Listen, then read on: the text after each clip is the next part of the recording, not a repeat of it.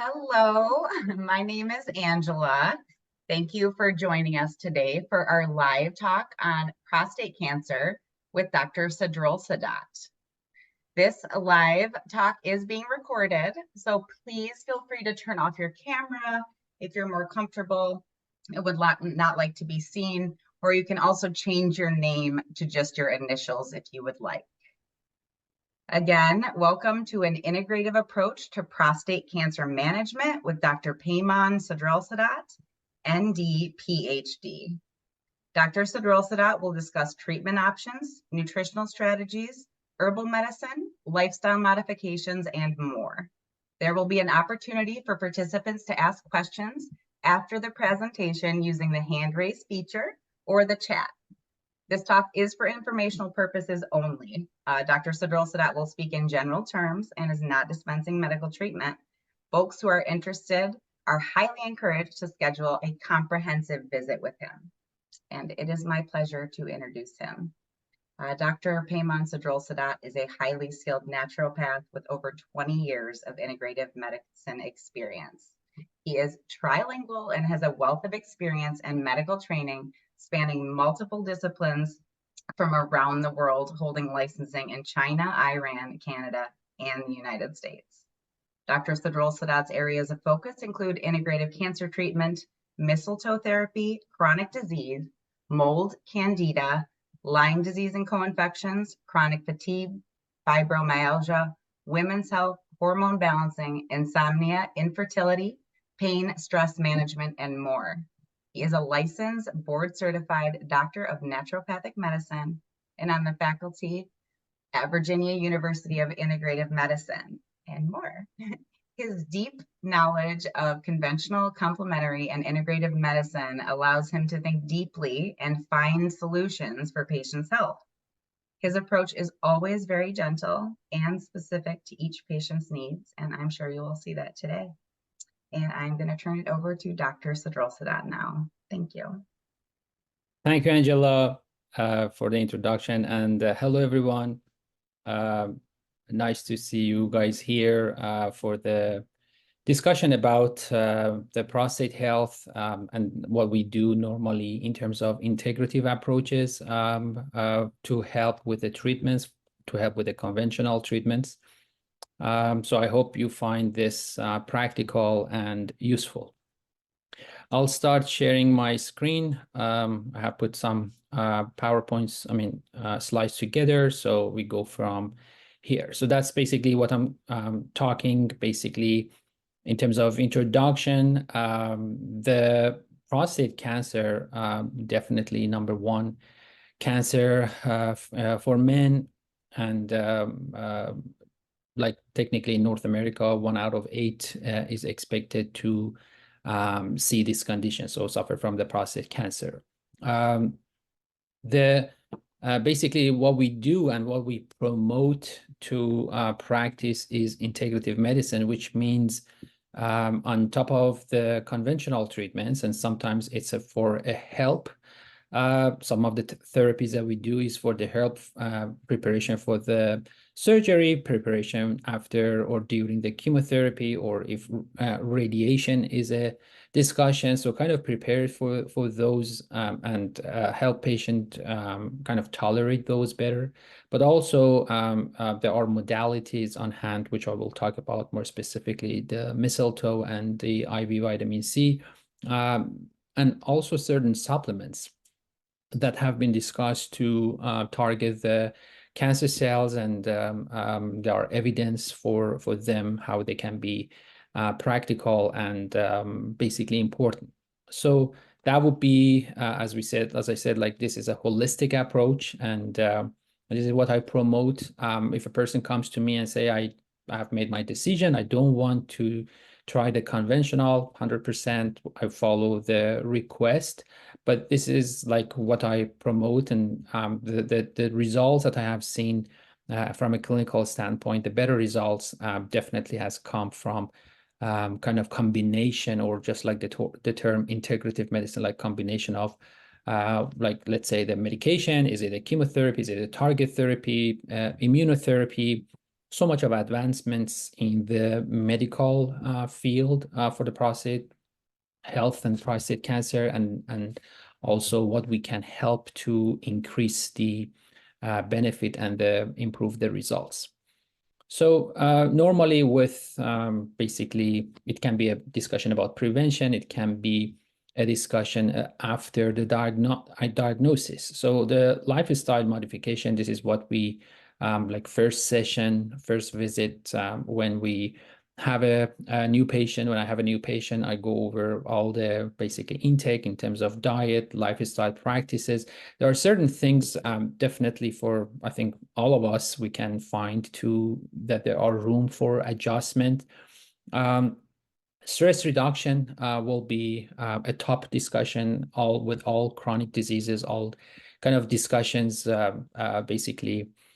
So many visits, like medical visits, basically the stress that comes from the supportive side of the disease on top of what the patient feels. So that would be very important. So meditation, is it like with a group? A lot of people kind of prefer to do it like as a group, or with a mentor, sometimes following a recording on YouTube. That would be very good. The Tai Chi and basically yoga, these are other, like names are not really important as far as you are practicing the deep breathing techniques, which means you are kind of pushing down. When you do deep breathing, what happens, the diaphragm from a dome shape kind of flattens. And this kind of, number one, increases the size of the lung, so there's more oxygen entering to the body, more oxygenation, more exchange with the carbon dioxide for the cells, but also the way that the diaphragm in a deep breathing basically compresses the abdominal structure, the way that the lymphatic system will benefit, like the drainage from the lymphatic system can improve. That will be another thing. And there are a lot of discussion when it comes to breathing techniques. The environment, the way we kind of exhale more carbon dioxide, the environment of the body will move toward more alkaline. So much people look for alkaline diet, alkaline water, like we purchase expensive devices that actually are promoted to change the biochemistry of the body into a more alkaline state. And imagine like the deep breathing techniques, the oxygen just available around us, free, and we may not really consider that. So these are all things that are important. A lot of people feel better, like stimulation of the parasympathetic nervous system with kind of deep breathing techniques. And that is what we discuss. Physical activity, this might be another important discussion. What was the level of physical activity? Well, what is the expected level of physical activity? There are so much of articles that after the diagnosis, the better level of physical activity, the improvement results are better. Normally what is promoted is like for 5 days of a week, 30 minutes each day. So moderately intense. So that's the level of the exercise or physical activity. It shouldn't be really, really intense because we would like to save the energy for the cells to basically be able to fight with the bad cells. But also it shouldn't be like to the level that body will not benefit much. So there is a saying, as far as it ends up with a little bit of sweat, that is a good level of physical activity. That's the one that actually is beneficial for the cardiovascular system, and so much other benefit that comes with that. Smoking cessation, alcohol moderation. So again, if you say these the two that we are talking for prostate cancer, if you say for any other condition, any other disease, these are the two main risk factors. Between the alcohol and smoking, probably smoking is more linked with the prostate cancer, and but you can definitely make the connection with all type of diseases. If the like with the discussion about alcohol, the way that we talk about more retention of damp, more retention of phlegm in the body, if the prostate problem is combined with some sort of infection, prostatitis, so there's a cancer, but also combined with an infection or basically either acute or chronic, that would be the very important discussion to cut or just minimize as much as possible the alcohol. So that's what we have here. Normally, again, like the way we approach for the first visit, kind of cleaning the diet, learning more about the body, learning more about the different diseases, past medical history, any potentials, basically family history as we go over. But also we do a lot of testing and probably one of the most important tests that are done by the medical group we do too is the monitoring the prostate specific antigen. So what is this? This is the protein that is produced by the prostate cells, and technically the higher the number can be a representative of higher like the larger the number that would translate into more number of cells in the bad cells in the body. However, as we see, it's not only the prostate cancer. So if you discuss the BPH, benign prostate hyperplasia, which just the name talks about it, it's benign. For that, there is also expected higher level of, again, like to a certain degree, but the way that the size of the prostate will increase the number of cells in the prostate also will increase. So we will expect to see that a little bit of increase with the BPH. Acute bacterial prostatitis, so the condition that I was just talking about, if there's infection, that might also be a condition that the PSA goes higher. Cutoff point is 4, but if it's kind of above 4 and increasing, it can be translated into the number of cells are growing, and potentially there is a tumor growing that the PSA is now increasing. So the trend is very important. If it's just like a little bit up, a little bit down, a little bit up, a little bit down, that may not really translate into significant meaning. But if it's all kind of going up, that should be very clear that we need to do something. It's the tumor is growing actually. Some statistics here may be interesting. Like usually we say up to 4 is the normal, but even if it's like 1, like the number of the PSA is 1, still if the biopsy is done, 8% of population will have cancer if there is a biopsy. And if this is like over 4, which is the cutoff point, and then up to 10, and then the biopsy is done, then 1 out of 4. So 25% of population will have the cancer. So probably couple things here. If PSA is less than 4, imagine 1, still it doesn't mean that there is no cancer. Still small percentage here. And if you say, yeah, like the PSA is increasing, so 8% it jumps to 25. So it kind of makes sense to say that the way that the PSA kind of increases, the potential for the risk for the cancer also increases.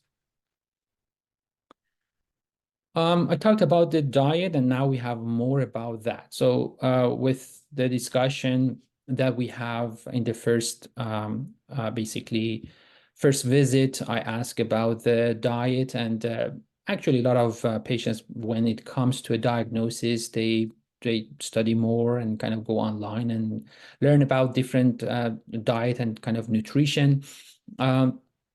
What is important is not to go with a very drastic diet that ends up with cutting on the nutrient, protein, carbohydrate, as this can be a source of energy. So it shouldn't be like a draining type of diet. But if you say Anti-inflammatory diet, 100%.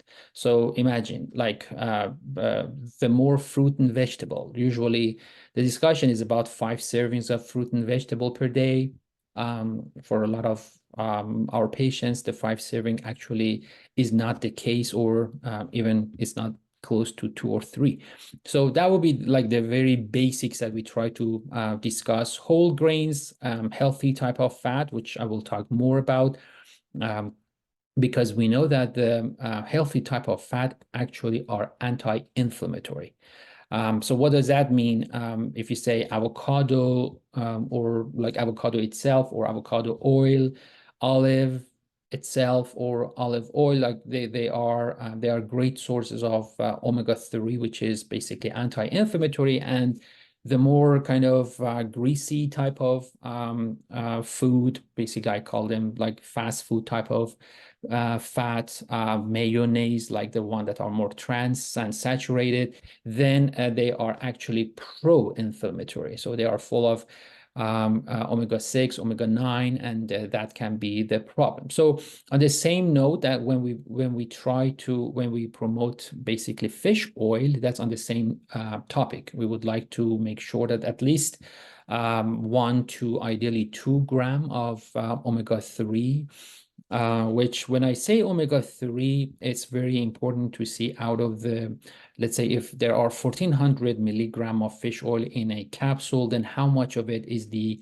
EPA and DHA? So the combination of the EPA and DHA, that is the one that talks about the quality of a brand and like the effectiveness of the fish oil. You may read like on the bottle that it has like 1400 or 1500 milligram, but then when you look at the EPA and DHA, you see the sum just is like 300 milligram, 400 milligram. So as far as, again, I repeated, as far as the combination of the EPA plus DHA is 1 to 2 gram, which means 1000 milligram to 2000 milligram, that will be a good dose to start. But the role of diet here and how much we should stay away from the saturated and how much we can optimize with basically avocado, olive, these are like all great sources of oil. Tomatoes, they are rich in lycopene. I will talk,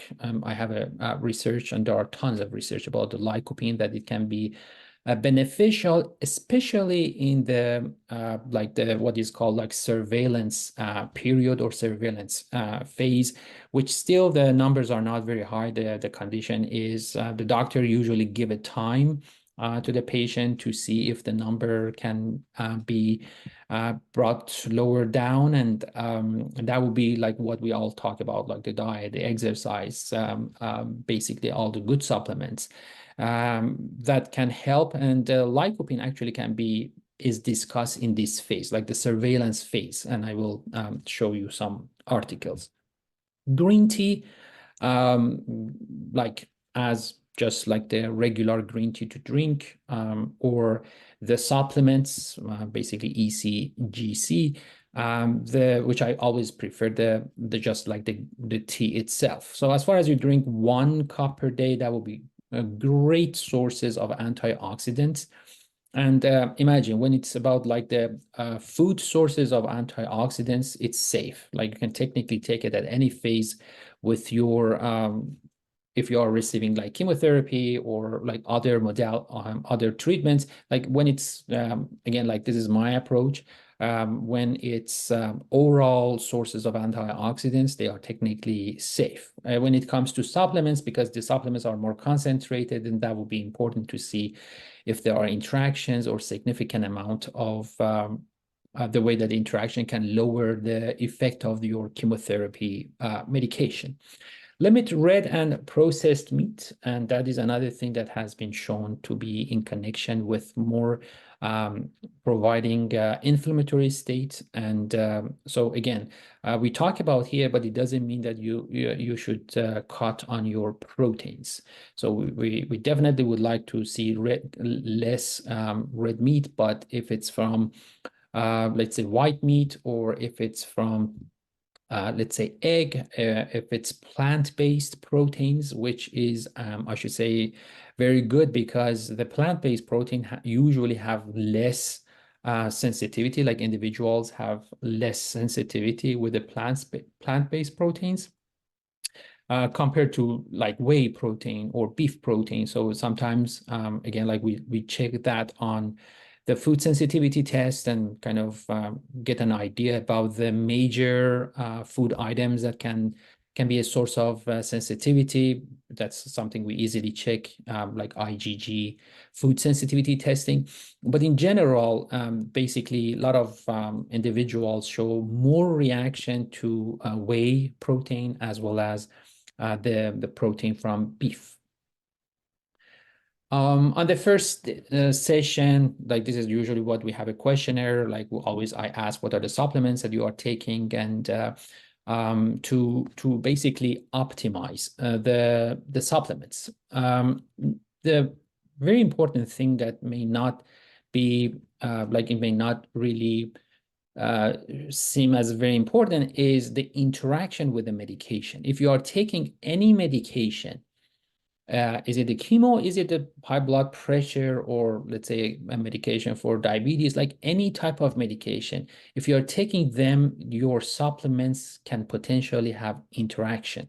And this is what basically the practitioner who kind of orders a supplement, this is the responsibility of your practitioner to do the interaction checker, make sure that the level of interaction is not very high.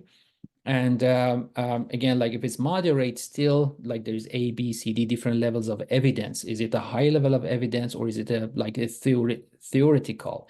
So, or it's just like very low level of interaction. So at least this is something you should know. And especially, it doesn't mean that if there's interaction, we cannot prescribe it. It's just like to check on the half-life of the medication and to separate the supplement as much as possible with the medication, the time of taking, so that this is least interaction. And of course, if this is like red, no matter what, we have to stay away. Is it a chemotherapy? We wait for a couple months that the chemo is done. Is it like a IV chemo that is done just like a couple days a month, or in 21 day time period is just done 3 days, first 3 days. So we kind of adjust the time of supplements. So your body will benefit, but also it's not reducing the effect of the medication, any type of medication here. Omega-3, I had a discussion about that. Pomegranate juice, so this is an great antioxidant, has a antioxidant property, and I will show you again an article for that. We talked about the green tea, again antioxidants. As far as this is 1 cup of green tea, or ideally 2 cups per day, that's what we would like to see. Curcumin, so much of articles about the anti-inflammatory effect and basically the way that it can stop the basically anti-cancer effect.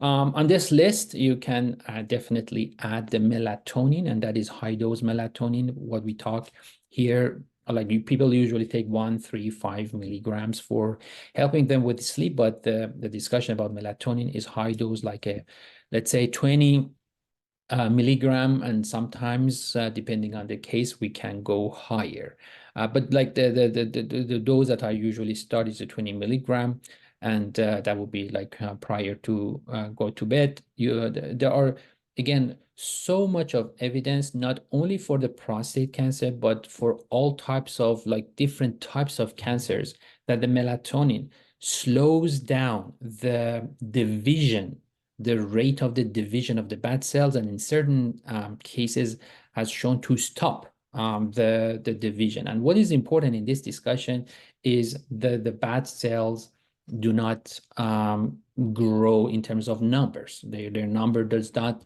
increase, because like the problem comes more significant when the size is growing. When it's under control, or ideally if the size starts to shrink, that would be a good plan, like from our perspective, from also the medical perspective.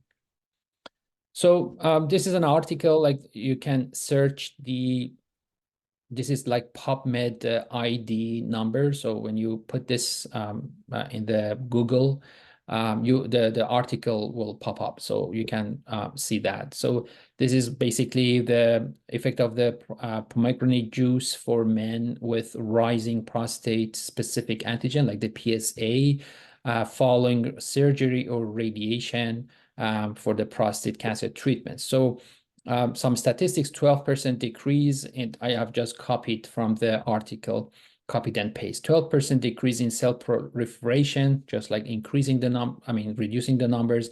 17% increase in apoptosis. What is apoptosis?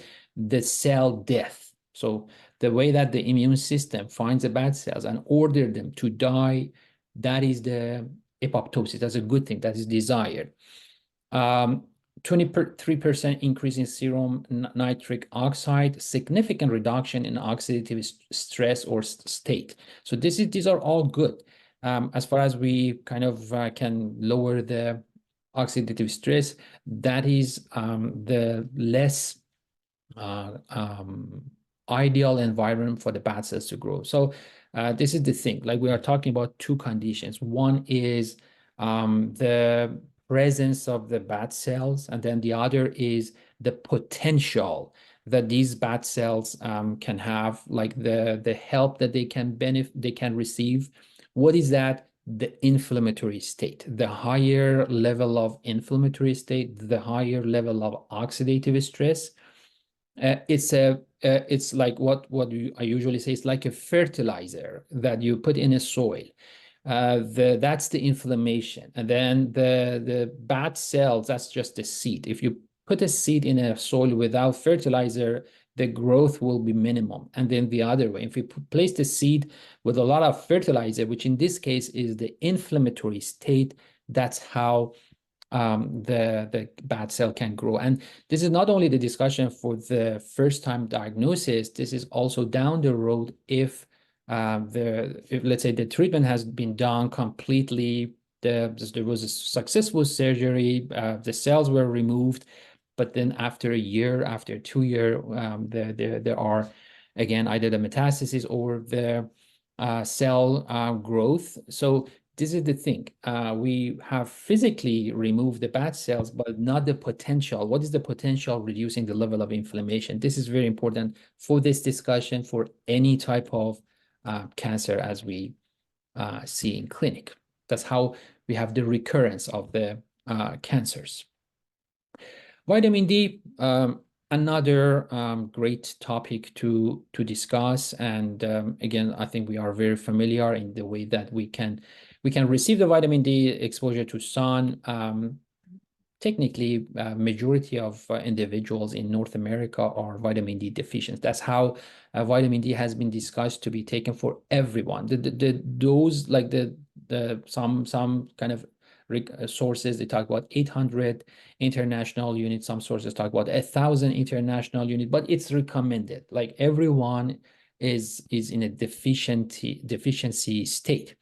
There are certain foods that are great sources of vitamin D: fatty fish, fortified food, if it's milk, if it's egg, or supplements, which I think the supplement is at least how we can make sure that the person receives enough, because you cannot trust based on how much sun your body receives and how many minutes, how much of the body is exposed with sun exposure. So we normally run a test to see the baseline numbers for the vitamin D and then go from there. And imagine, like the range is really wide, from 30 to 100. That's where we see the vitamin D level. And if your numbers come back at 31, then your doctor says your vitamin D is okay, is well in the range. So it is in the range, but is it an optimum number? That's a different story. And I'll tell you, vitamin D is called immunomodulatory. So what does that mean? It modulates the immune system. If immune system runs on the weaker side, it helps, improves, brings it back. And then the other side, if it's like a lot of if there is also high level of reaction, a lot of production of the antibodies. We check like different level of antibodies, IgG, IgM, IgA, and then still subclasses of IgG. So if we see a lot of basically reaction in the body, vitamin D still can balance that out. So that's how we say it's an immunomodulatory. And again, like there are a number of things that when we want to optimize the vitamin D should be discussed and considered. Vitamin D is a fat soluble vitamin. This is what I quite frequently see in my patients, that they take the vitamin D early in the morning. When they take other supplements, when there's no food in the digestive system. So imagine vitamin D enters into the digestive system, leaves the other end. So it's not absorbed. Ideal time for vitamin D, that will be after the meal. And if dinner is the largest meal of the day, after, let's say, dinner, that's how it's ideally absorbed. And for people who normally are healthy without any problem, we usually I would like to see it anywhere between 50 to 70. And then if there's such a discussion of integrative oncology, I would like to see it at the last third of the normal range, so probably 70 to 90-ish. That those numbers are, again, like I'm not doing any recommendation on this. This is just for general knowledge. The way that I work is I will check a lot of things. I will check the level of calcium. I will check the level of the function of the liver, the function of the kidneys. And I will rule out any potential for formation of the kidney stone. So these are the minor things that your practitioner should check for when they kind of optimize the number of the vitamin D. It's not one recommendation for everyone. Otherwise, if you go very high, which I know some practitioners do that. I just mentioned like the cutoff point is 100. Some practitioners go above 100, but with a very tight monitoring. And again, that's a different level of discussion. There are practitioners who kind of trust and rely a lot on vitamin D, not only in terms of kind of immunomodulation, but also reducing or treating the cancer cells. So I want to be more moderate with my recommendation, just to keep it in the normal healthy range, but in a better kind of optimum number. There is another article, again, the PMID or PMCID, the numbers are here for your reference. So always there is a recommendation of how much you can take, like usually 800 to 1,000 international unit. That's the lower end, but they never, you see that they say, okay, you should take 5,000, like you should take 6,000, you should take 10,000 a day. So there was a research here. Interestingly, they say vitamin D supplementation at 4,000 international unit per day for 1 year results in a decrease of positive scores at repeat biopsy in subjects with low-risk prostate cancer under active surveillance. You remember I said for some patients, the practitioner considered the active surveillance and kind of monitored them for some time. And what is a recommendation? At least it is safe. And it says patients with low-risk prostate cancer under active surveillance may benefit from vitamin D supplementation at 4,000 international unit per day. This is about the basically prostate cancer, but there are also other articles that they consider the 4,000 international unit to be okay. So majority of individuals, like I'm talking about another article, that the majority of the individuals who receive the vitamin D as for 4,000 international units per day it did not end up with any problem. It did not end up with any issue. So if we put this together from the very minimum general recommendation, 800 to 1,000, it seems that 4,000 is the cutoff point. It seems to be safe. There are not much of problems with that.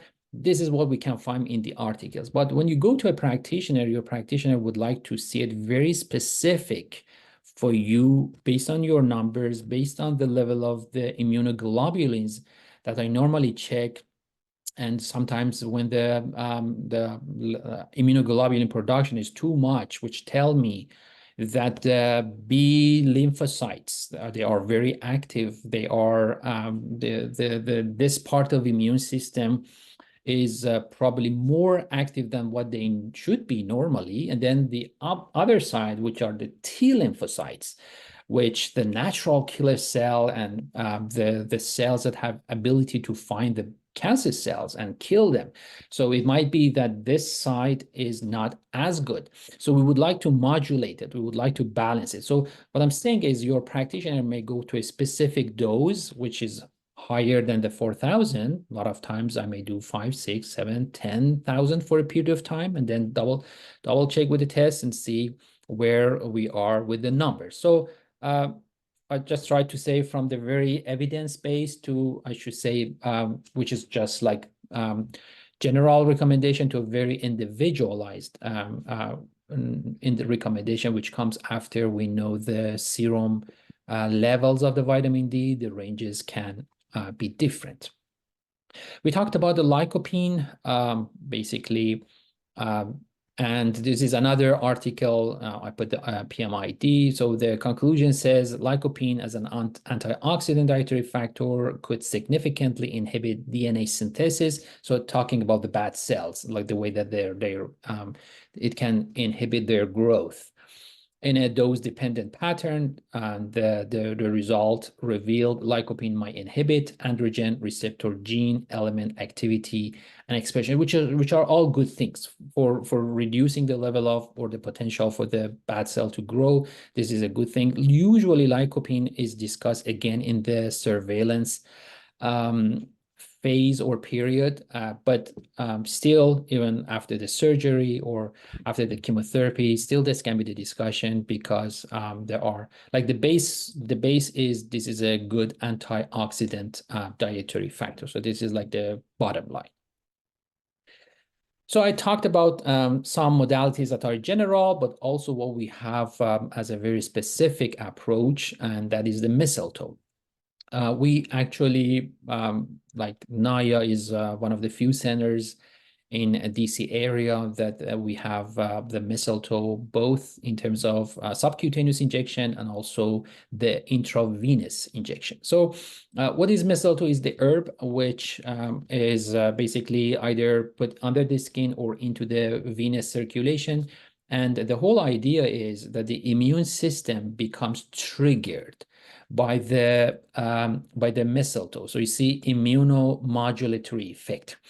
Like the location that the mistletoe is injected, let's say over the abdomen, there is usually a redness, which is the body reaction. So at the site of injection, there is a reaction that is the body reaction, immune system showing a reaction, which is good, which is wanted. Why? Because we would like to have our immune system in a more alert situation. Like your immune system, it's kind of saying, hey, like mistletoe says to the body, hey, immune system, wake up.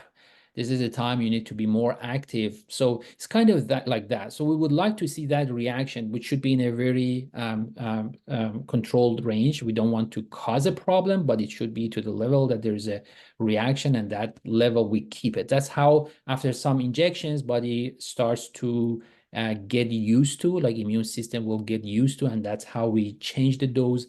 And at some conditions, we combine two types of the mistletoe together. Last year, like always with mistletoe, the discussion was we don't have any evidence from the North America. All the research and the evidence is from the Europe. And last year, the results of the mistletoe research from Johns Hopkins were published February 2023. You can just Google it.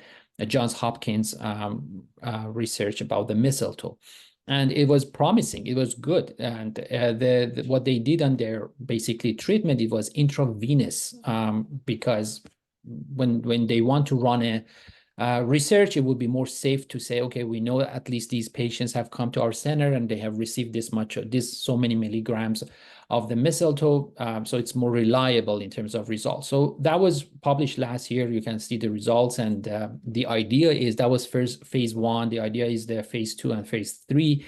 Ideally, the mistletoe can be accepted by the FDA and also included and approved by the insurance companies, like part of the treatment, to be considered as part of the treatment in conventional system. So it may take definitely years to come to that point, but what we have as a ton of evidence from other countries' research and also the Johns Hopkins research last year, that is definitely mistletoe is effective. Again, like it's not one thing for everyone. There are a lot of things, like if basically autoimmune disease is the case, is not the case. So a lot of things your practitioner should check to say mistletoe is safe. If you are on immunotherapy, still a lot of practitioners basically don't do that.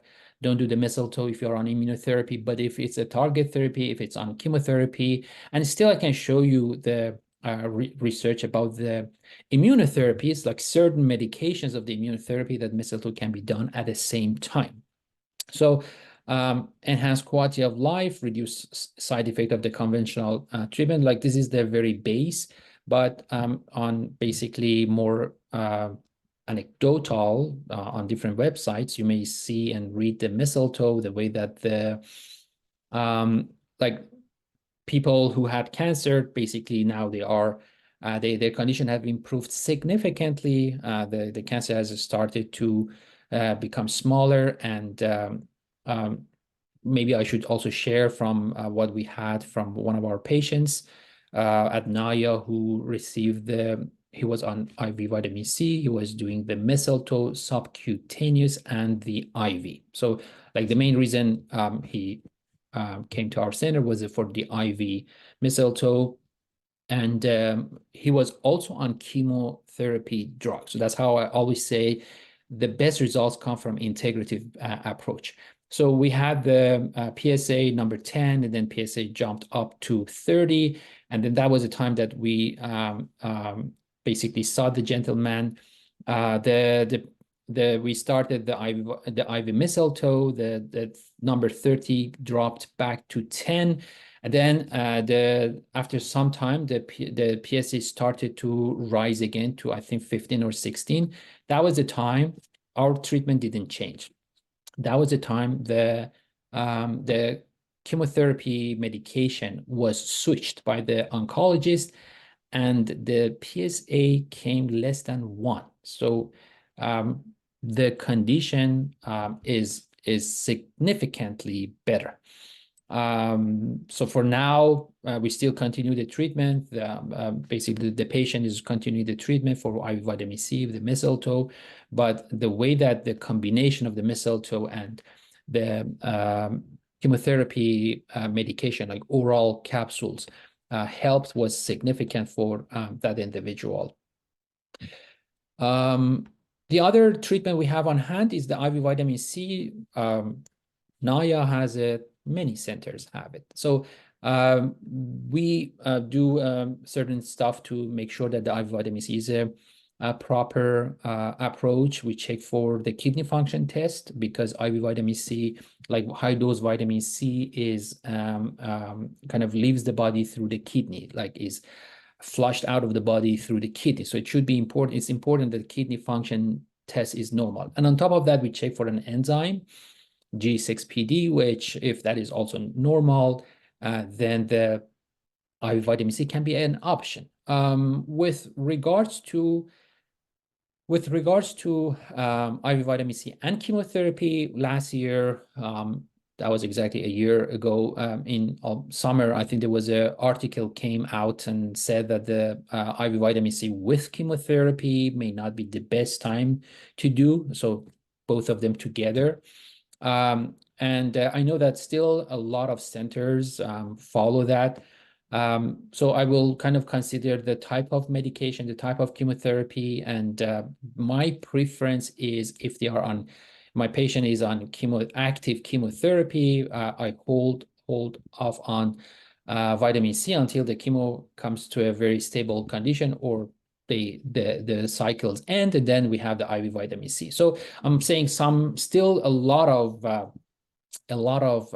basically practitioners, regardless of that very specific article, they still continue the IV vitamin C with the chemotherapy. No problem with immunotherapy, with target therapy. And the way that the IV vitamin C basically works is when, okay, we are talking about high dose vitamin C. If you take a pill, I mean, a tablet of vitamin C, that's like 500 milligram, like half a gram.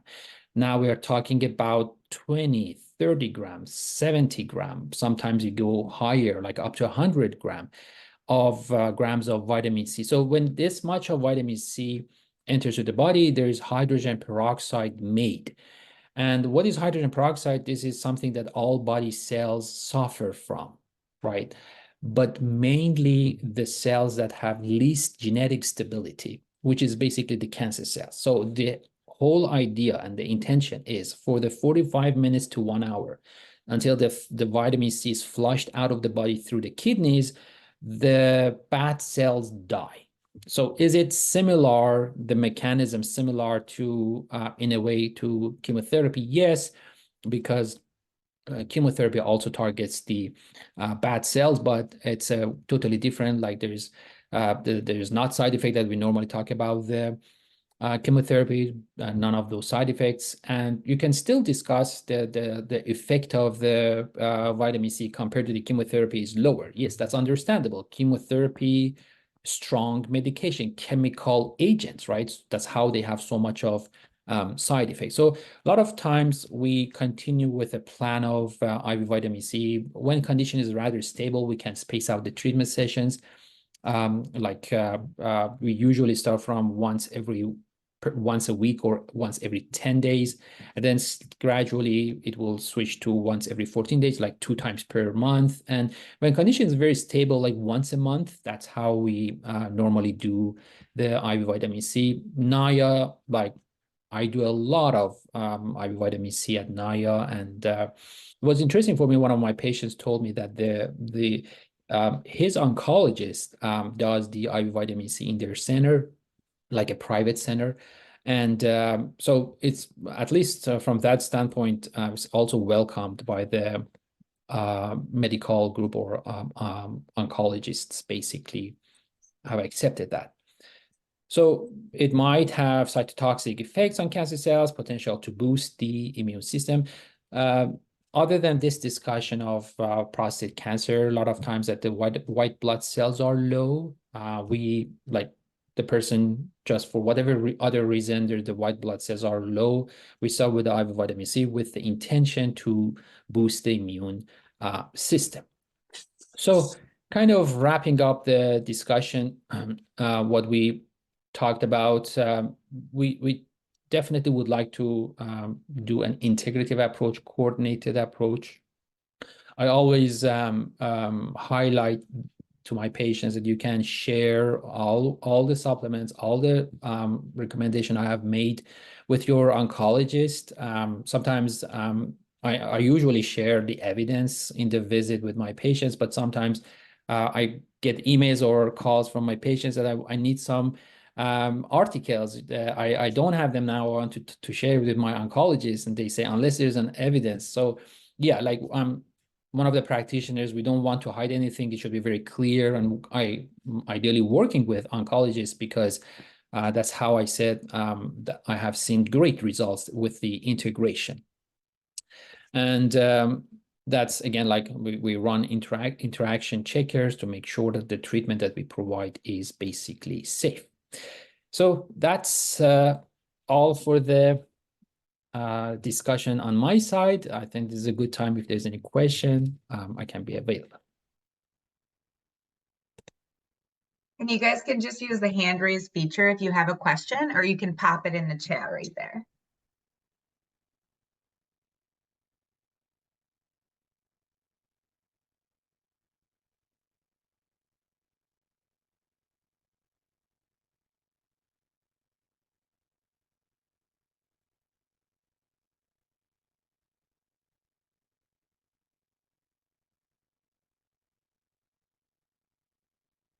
Yes, please. I think there's a... I have a question. What the physical symptoms usually felt or observed when prostate cancer is developing? Sure, thank you. Usually the symptoms can be observed by some changes in the caliber of the flow, like urine flow. It might be the way that the prostate gland is all around the urethra, right? Urethra, where the urine travels, is the prostate gland is all over. So when the prostate kind of starts to enlarge, it enlarged from the lateral side, but also from the middle, which is the urethra. So the changes in the caliber and the feeling not empty, completely empty, and that comes usually with an kind of frequency and urgency. Like there is an urge to void, and that was just probably 30 minutes ago or 1 hour ago, and that kind of repeats. That's one thing. The other is feeling heaviness, just where the like the perineum area, or like where the prostate gland is. So that will be another thing that is experienced, and that will be more basically if the size is kind of larger. So that sensation of heaviness, pressure, that can come with the enlargement of the size of the prostate. With all these symptoms, and kind of normally as an annual check, like the practitioner, like the PCP usually checks the PSA, patients after age 50, that's a normal checkup. But then if these symptoms are, and then the PSA is higher, then that will need to do more physical examination and also the ultrasound. And if they decide to do further, then that would be the biopsy to have a better idea about the potential staging and the condition of the cells, the pathology, the histopathology of the cells. So that will give a complete understanding about the disease. Looks like we have another question in the chat. Did you see that? The chemotherapy, is chemotherapy the same as hormone reduction, ADT? So that would be, there are chemotherapy, and then there are hormone reduction medication. So the basically hormone reduction can be given after the surgery to make sure that the level of the testosterone are low enough, because the higher level of testosterone can be a trigger for the prostate cancer, similar to what we talk about the estrogen and for breast cancer. So higher level of estrogen for breast cancer. Same discussion is true about the testosterone for male. So the medication can be given for long term after the surgery. It's different from the chemotherapy. So it's just meant to reduce or keep the level of the hormones down, so that there's not much of trigger for the prostate bad cells to grow. So that is like a technically very safe. It's not a chemo, like doesn't come with a lot of, it has its own side effects. It's not the severe side effects of the chemotherapy usually. I can check. Usually it's like 1 cup, but I think the PMID, let me double check the PMID for the pomegranate. I definitely see there is an interest for that. It's delicious. So this is the PMID. I put it in the chat. So okay, so as far as you just copy and paste this into the Google, the article and potentially the full text will show up, so you can check the full dose.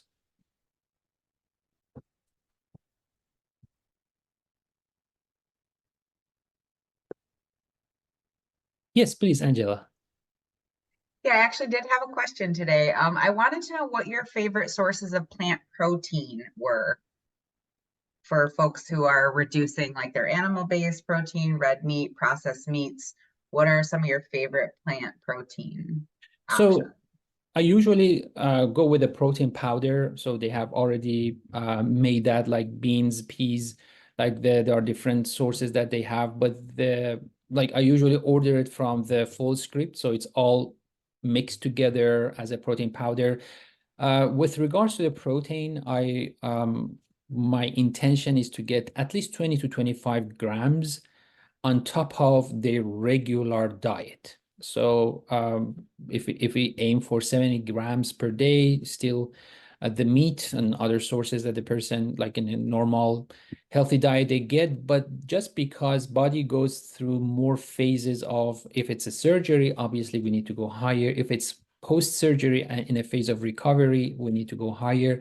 And in the first place, if there is weight loss, and weight loss is not controlled, that would be another area to increase the protein, because you know that, like, if your body needs the protein, it will use it. If it's not used, it will be stored as fat. So that's how I say you get your energy from that. It might be a little bit more expensive source of energy compared to carbohydrate, but at least you're making sure that all the amino acids as a base that your body needs is provided. And if it's more than that, well, your body knows how to store it.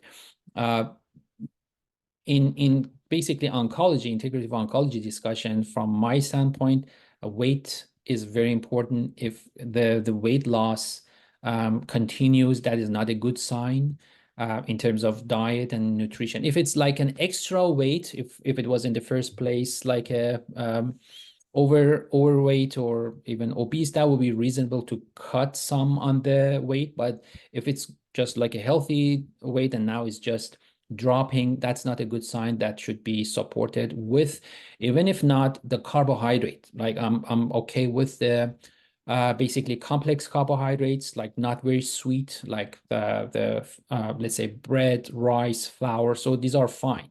These are, if a person is losing weight, that I don't mind, and it should be given, because the person needs source of energy. It's just all about like whatever we call high glycemic type of index, high glycemic index type of food, which is basically anything that is very sweet, anything that is sugary, anything like a treat, chocolate, candy. That is not good. That will be no benefit and actually promote the inflammatory state. But body needs the calorie, and imagine all the treatments and just the nature of the cancer itself the body will need higher level of calorie to support the immune system and support all the healing mechanisms.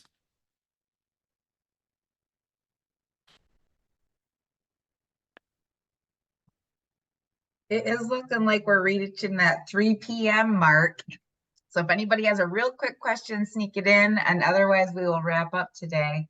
Dr. Sadrolsadot, you've provided some amazing information. Looks like we got one hand here. I'll take this last question. Jill, You're muted. You need to unmute. Sorry about that. Can you hear me now? Yes. Okay. Thank you, first of all, for taking your time, and I will be quick. My husband was just recently diagnosed with cancer. Sorry.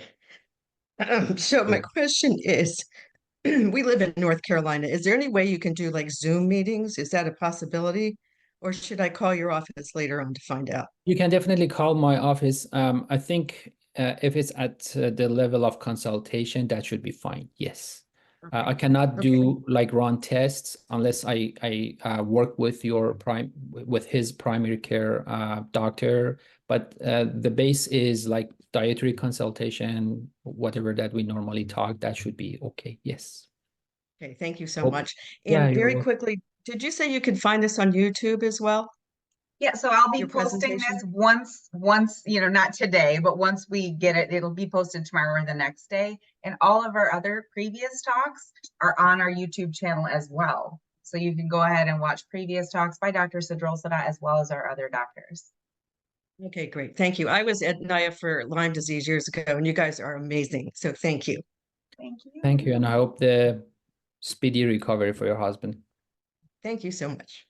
You're Bye. welcome.